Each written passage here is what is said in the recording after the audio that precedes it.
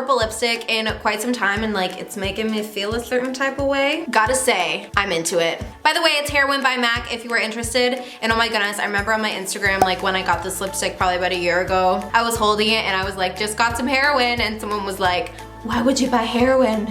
As in like the drug. So today's topic of conversation is all about finding a date for prom. So I remember when I was in high school, there's always like such a big amount of pressure to have a date for prom, and especially for that date to be like the hottest guy ever. And the reality is that if everyone went with the hottest guy ever to prom, well, that just wouldn't be a reality because that's not gonna happen. So if you are in the situation where you are going to prom and you just do not have a date and you're not feeling good about it, this video is for you because I'm gonna talk about my own personal experience and hopefully this can kind of make you feel better about the situation. So when I was in high school, I did not go to prom with a date. Wasn't seeing anyone at the time, and pretty much all throughout high school, like there was really only one case where I actually like dated someone. So it's not like I was the type of person who had like all of these options like, oh, if I don't go with Tom, I'll go with Jim. No, that was not me. And I'm not gonna lie, at the time it really made me feel bad about myself because I was wondering like, why don't I have a date for prom? So here are 5 reasons why you should not feel bad if you do not have a date for prom. You do not want to go with a guy who you think is attractive but your personalities don't mesh, or you just like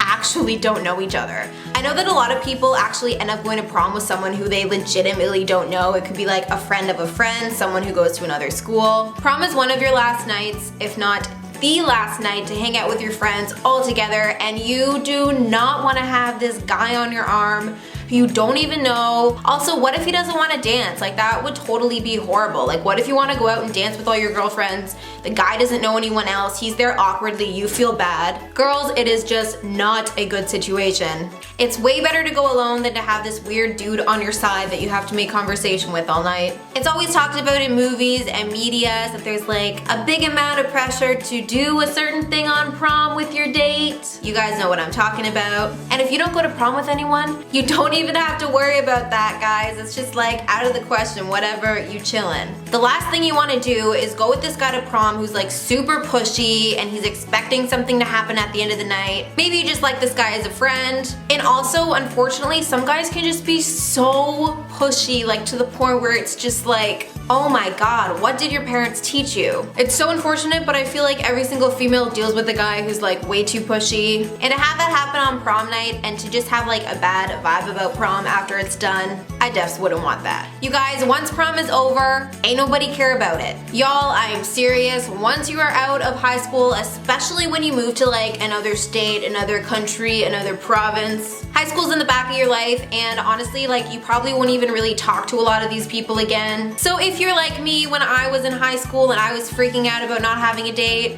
just keep in mind that it does not matter at all. Also, I met a ton of girls who didn't have a date for prom either, so like, y'all, it's pretty common. Promposals are so over the top and they create all of these unrealistic expectations. So back when I was in high school, I really do not remember these elaborate proposals being so popular. That was definitely the exception to the norm, and like not very many people have these crazy things happen. But I feel like with social media, like everyone be posting stuff on Instagram and you see all this stuff online and you're like, oh my god, why isn't a Greek goddess coming down in a helicopter to give me a rose to ask me to prom? Like, why isn't it happening? I mean, guys who are 17 and 18, like, don't get your expectations too high. So if you're being asked out by this guy who like you barely even know, I really couldn't imagine someone going through this whole elaborate thing if you guys barely know each other. Like maybe a boyfriend and girlfriend, I could definitely see that. And it's so funny because I feel like a lot of people like just want a date. They just want someone to ask them to prom. So now that there's this whole another level of like helicopters and red carpets, damn, it's a lot of pressure. So point number 5 is about how so many people go to prom alone. I went to prom alone, and at the time the majority of my girlfriends all were going to prom alone as well. Like it was actually more uncommon to have a date. And if you go to prom alone, you don't have to worry about making some small talk with some dude over there. Like, what is he even doing? You know what I mean? You can stay out as long as you want. No one is asking where you are. You just do your own thing. You go dance with your girls on the dance floor. You know, you just have a good time because it's way better to go alone, have fun, than to go with someone you don't know and not have fun.